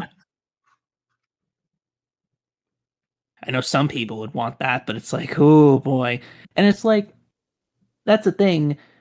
We know is according to, I think, something. Yeah, it was something that Evan had said before. Is that this is going to be this will be oh man, why am I forgetting the word? It will be satisfying for Ian. Will it be satisfying for everyone else? That remains to be seen. But yeah, like we don't know exactly what Ian has planned. We'll eventually see next month, but it'll just be very interesting how this is all going to go, because like Evan had said that Ian's been thinking about how this will go for years, and well, it's finally happening. Yeah, I'm really looking forward to this. It's just I genuinely have no idea how it's going to go. Let's see now. Let's see if we can alternate here. I'll do a text question and then I'll bring someone up because I do see a hand. Yep. We've got a third question from Supersonic. Says here, do you watch any Sonic fan projects? Like have you engaged with any Sonic fan projects out there? I'll be honest, not really. I don't know. I just haven't. I don't really know what's going on with fan projects out there. I follow a lot of artists who post their own work and stuff. But I'm not really knowledgeable about a lot of the fan projects going on, to be perfectly honest. And to add to that question, like since you do animations, have you ever tried making your own fan project? I personally haven't. Like the most I've done are like simple run cycles of Sonic. But creating something animated, like a full short or like an episode of something, that's a lot of work. And it's a lot of work and energy that I don't have to put into a fan project like that. It's also just I don't have any ideas. I don't have any ideas for like fan projects that I personally would want to make. Because I've been getting so much entertainment out of the stuff that's been releasing. That I don't know. I never really have the thought process. I personally never really read fan fiction growing up. That was just me. Because for me, it was like I get enough entertainment from the thing itself that this is enough for me. And obviously not to knock anybody who's working on fan projects. Again, like I said before, if you don't like the way you see things, make your own. Go for it. I have no idea about fan projects going on. I'm just not aware. Okay. All right, Let it be known that the power of headcanon is a very powerful thing. Yeah, absolutely. Like I know so many stories of people who made headcanons and like their own fan projects, and that inspired them when they went to go make their own work. Like, here, I'm making this original thing and I'm inspired by this thing I did as a fan project. Like, yeah, go for it.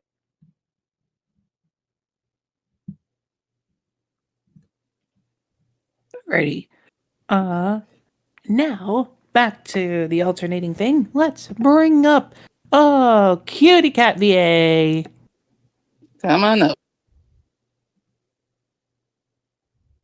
There you are. Hello. Howdy, howdy. Hello. Hello. Hi, I'm very late to this panel. I'm sorry. You're all good. You're fine. You're fine.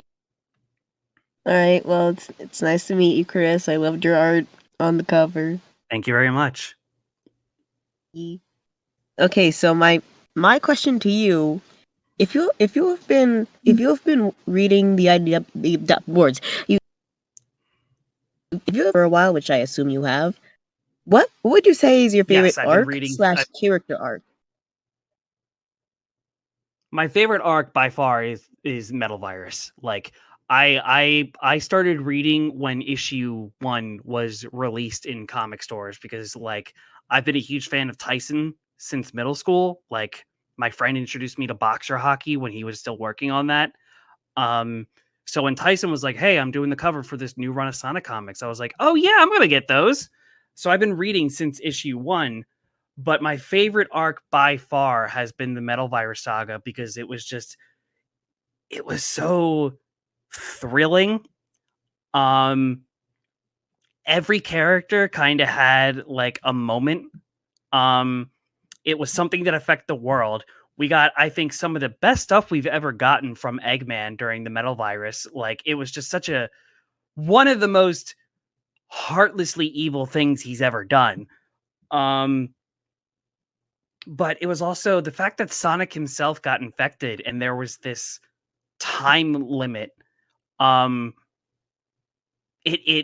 don't really get these stories. Like the most examples I can think of are maybe Unleashed and Secret Rings, where Sonic is like affected by this thing that's happening physically, and it's like kind of getting in the way of his ability to do what he does. I love that. I love just kind of like take this character who is completely unstoppable and just give them one little thing that they have to struggle with. Otherwise, like if we're constantly having Sonic beat these things with no problem at all, yes, it's cool, but it's like, I don't know, it becomes kind of predictable. It's like putting a boot. I like one of to those have boot Sonic things on a car. Yeah. Like especially when he just reminded me when he had his broken foot in Scrapnik, and he had like the little metal boot that slowed him down. Great. Like give him something to kind of incapacitate him and make the threat seem a lot more, because who is Sonic if he doesn't have his speed? That's like a question that I would love to see kind of looked into more, and it's been answered a dozen times, but it's a question that I love going back to is take away his speed, who is this guy? But the Metal Virus, like it was so thrilling, and I remember like my heart racing reading those final pages of like Sonic and Silver trying to get the Chaos Emeralds before Zavok, and like how close they were to failing, and then the next page is just bam, Super Sonic, Super Shadow. I was like, oh man, yeah, this is great. Or excuse me, Super Silver. Yeah, we could have it's gotten like Super Shadow, but Yeah, it was too late for him. oh Shadow. But I loved the Metal Virus arc. Like it's been my favorite and just one of my favorite stories told in Sonic that I've seen. And very close to it is the Phantom Rider saga we just got. Like the art in it was amazing. I love the aesthetics of the Riders games. Kamen Getting Rider. that little thing of like, yeah. I have never seen anything of Kamen Rider, and like this made me want to get into it It's really more. good. I really want to. I just gotta find the right series that I want to start with. But Literally, like, as soon as it came I out, loved it. as soon as the design came out, so many Power Ranger / Kamen Rider jokes were made. Well, the most insane thing was the cover. The first cover that revealed the Phantom Rider was released, and somebody cosplayed it at Sonic Revolution. And this was like, Yeah, I think that I encountered person. that guy. Oh, yeah, And then Yeah, I I encountered remember him talking again to at him. and then I met them again at Comic-Con. yeah, this was like a handful of days after that first cover come out. And I sent the photo to Natalie and I was like, this is amazing. This cover just came out and somebody already has a cosplay. I My want to first be a reaction. Power Ranger. That's so lucky. Heck. Really My first remarkable. reaction when I saw that they during Revolution, the in-person convention was, wait, hold on, is that what I think it is? Got a closer look, and it was the Phantom Rider. Even I was surprised somebody actually made a cosplay costume of him. Yeah, Here, it was everybody. That's I should fast. have That is pictures from way fast. back when. Let me pull them up. because it was literal Yes, I need days to see this. after that photo was posted, after the cover was posted. I was just like, oh my, like I knew cosplayers worked fast, but geez. I flippin' love the writer's arc in general. Like it's so cool. Yeah, I love it. Yeah, Here's it's one. it's an aesthetic that I love, and I'm so happy to see that the Extreme Gears coming back in Crossworlds. Can't wait to play that. It is so incredible how it really is incredible that we just had this whole arc about Extreme Gear Racing, and now Sonic Team has been working behind the scenes on a game that brings them back. It's truly, the coincidental timing could not have been more perfect, considering how more people despite what happened with Free Riders, is now we're getting to the point where we're all so comfortable with riders again. Sonic Team is comfortable with the Extreme Gears again. I feel like we are just in such a good future, guys. It's awesome. Yeah, it's not only that, it's just it's just them. Yeah, it's just them looking at the things that were kind of laughed at in the mid 2000s and being like, oh no, people actually really loved this, so let's kind of respect it. The level of the level of reverence that Sonic X Shadow Generations gave to Shadow the Hedgehog. I'm like, whoa, this is amazing. That's literally a Kamen Rider belt. Yo, what the heck? I found the pictures. Yeah, God, it was. And yeah, it is the same guy, because in the Comic-Con picture I took, they're wearing the Sonic Revolution lanyard. Yep, yeah, this is them. So whoever this masked Phantom Rider cosplayer is, amazing work. I sent that immediately to the IDW team. How the heck did this happen? So cool. I was more surprised that I even encountered them again, because that was during the big IDW events that they were happening at Comic-Con, which I will say I owe it all to my time at Comic-Con for leading me to just be involved with IDW Sonic as much as I am. It's you deserve it. Deserve it. Oh gosh, Deserve it. I'm just a small part of the people who kind of tell about the news. It's nothing. It's cool. Deserve it. Radar, you deserve it. Nothing. It's fine. Just keep going. Keep going. Also, we don't have let's Yes, we have room for maybe one more question, and since it's almost 2:00.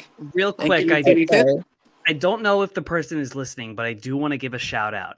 At Sonic Revolution last year, somebody approached my table and had me sign their copy of the IDW art book that released with the cover by Adam. I don't know who you are. I don't know if you're listening, but I even said, I don't work on the comics yet. And you said, I don't care. I want you to sign it. You were ahead of the game, because I was just announced. I wasn't even, Foreshadowing. Day before. So whoever you are, if you happen to be listening, good on you. That was amazing. Foreshadowing. Also, you get your third eye opened when it wasn't even open. You're bringing me up here. Have a nice day, y'all. Thank you, Kitty Cat. Have a good one.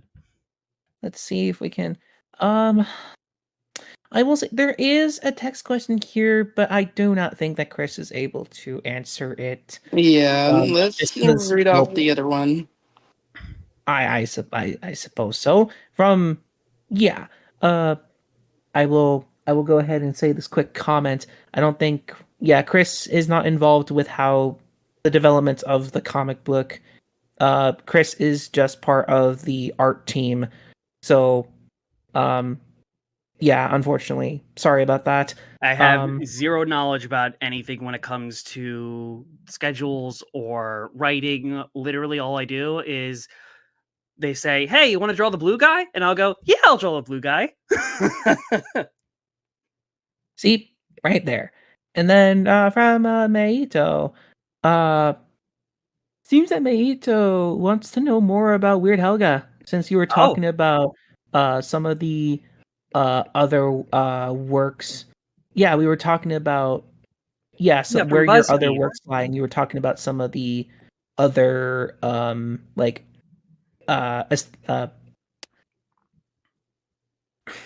why can't I find words that I need?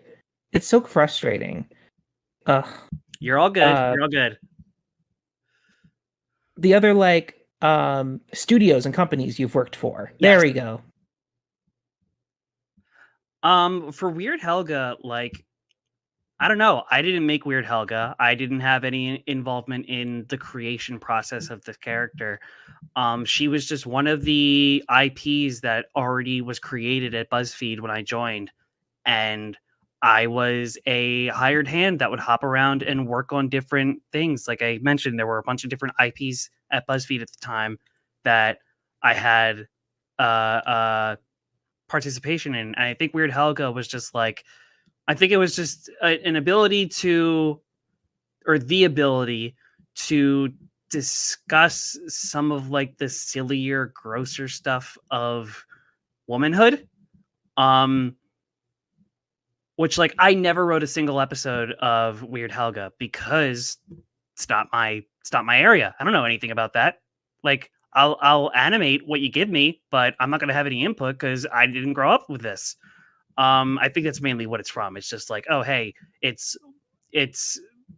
was mostly run by women who wanted to make comedy about specifically womanhood.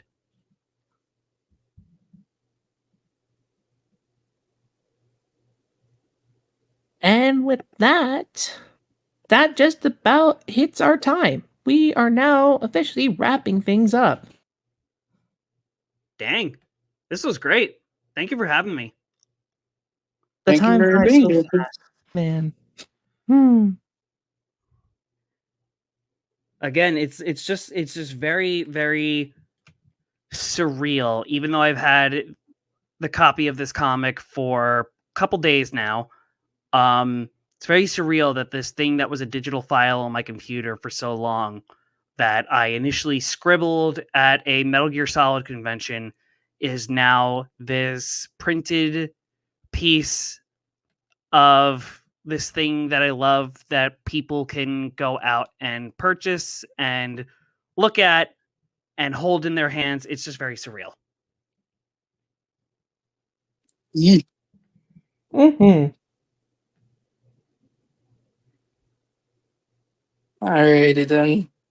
Hope you guys enjoyed today's panel, and thank you for Kris Dobbins for joining us. Thank you for Chris, if you'd like, you can also, plug in your, where you are right now online so people can find you. Oh yeah, sure. I'm mainly on Blue Sky, at Kris Dobbins Art. That's KRIS.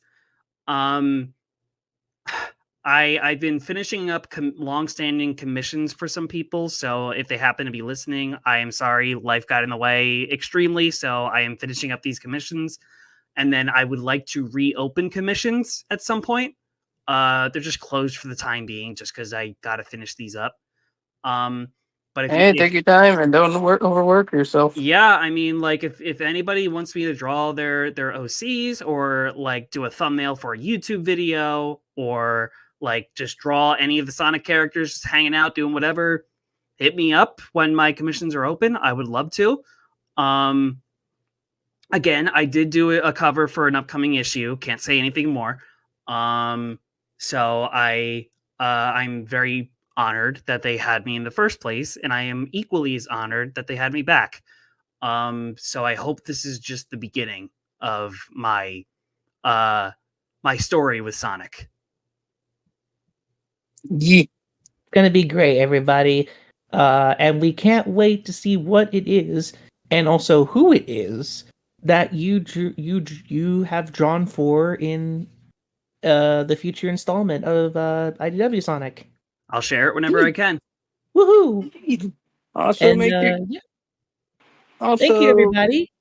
I was gonna also announce the next panel coming up. Oh, yes. Go right ahead. All right. Also, make sure you guys keep your notifications open for Wednesday, May 14th. We got another Q&A panel, this time with, I don't think I'll pronounce her name right, Kalin Sidon? Sorry if I pronounced her name wrong. Make sure you guys look that up. Look out for that at 5 p.m. And then apart from that, we hope you all enjoy the rest of your day. This has been wonderful. Yeah, thank you for having me, and thank you to everybody who like just had a question or just had a comment that you liked my art, it means a lot, and I'm very honored. Happy to have you here. Thank you, everybody, and thank you, Kris. Thank Of you. course. Take care. Have a good one, y'all. This is Radar signing off. This is Kris signing off. With a